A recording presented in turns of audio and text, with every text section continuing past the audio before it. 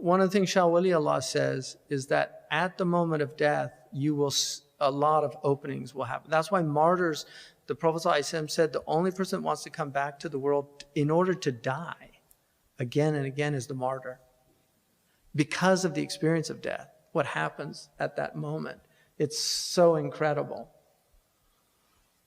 So that is, Shah Wali Allah says all these openings will happen at that moment. Like you will see paradise and you will see angels and you will see these things.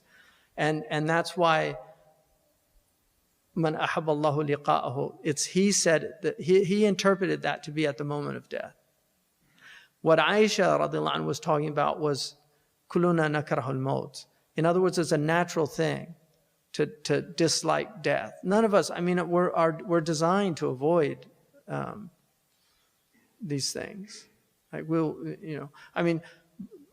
courage is a very interesting thing, because a courageous person will do things in which they can get killed, but they do it for there's a goal behind it. It's not nihilistic like a lot of the violence today. Today the violence is nihilistic. It has no real purpose. It's just to inflict pain on others, but you're not achieving any victories by it. And then it becomes nihilistic. Whereas the courageous one will know when it's proper to do that, when it's not.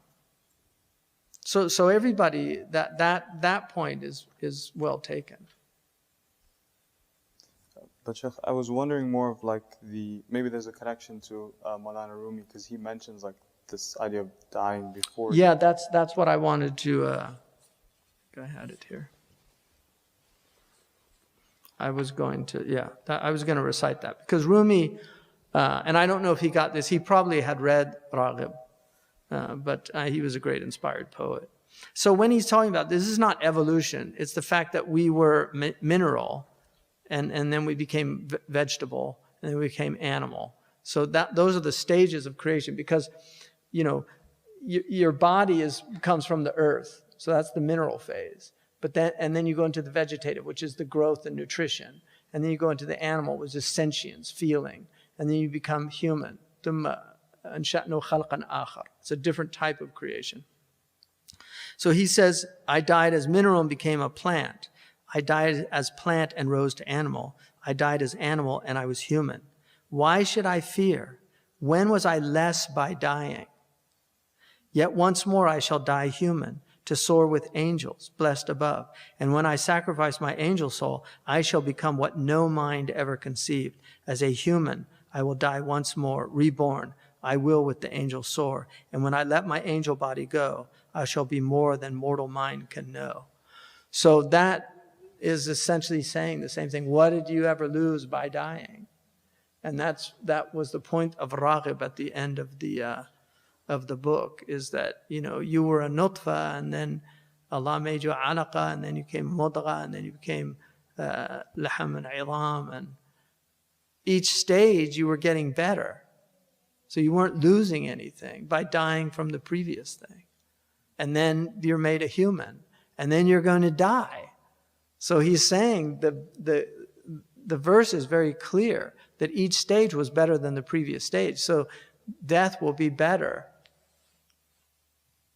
Tfaddal. No, the thing that you allowed to mention in the romance, it's an expression of the attribute of gratitude. It's Allah's attribute of shakur.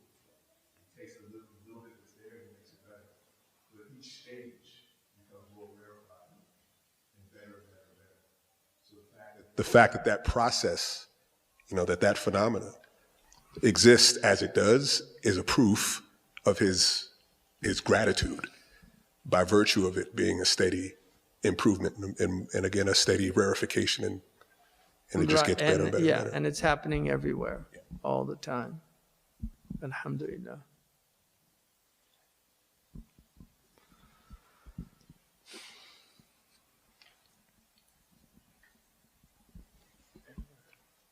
Yeah, bismillah, tfaddal.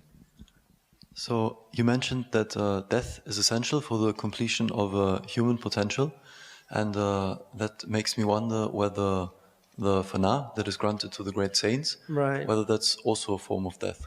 I mean, it absolutely is, because they're perfected in this world.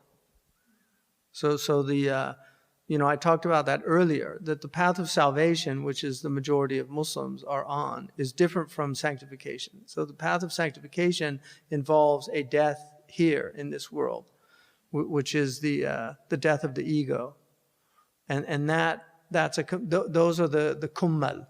The Prophet ﷺ said they're rare, those people, the kummal, and that's al-insan al-kamil. So he's completed in this world. And those are, I mean, obviously all the prophets have that maqam. But then there's the awliya that have that maqam, right? I mean, all believers, you should consider every believer a wali of Allah. But there's degrees of wilaya, just like there's degrees of wealth, degrees of intelligence, degrees of everything in the world. It's all degrees. So there's degrees of wilaya. And you don't know people's maqam. You don't know. You have to be very careful with people, even with non-Muslims. I mean, the Moroccans say don't have any, because Allah hides His awliya in His creation. And you don't know. Umar radiallahu anhu was beloved to God when he was an idolater in Mecca. Because that's not who Umar was. Allah knew who Umar was. So Allah doesn't change. Allah knew that Umar was a wali there and then. So you don't know where people are at. Everybody's evolving. We're all evolving.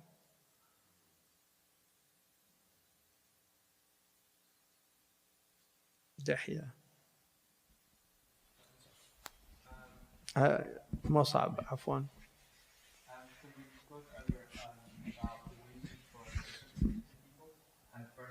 The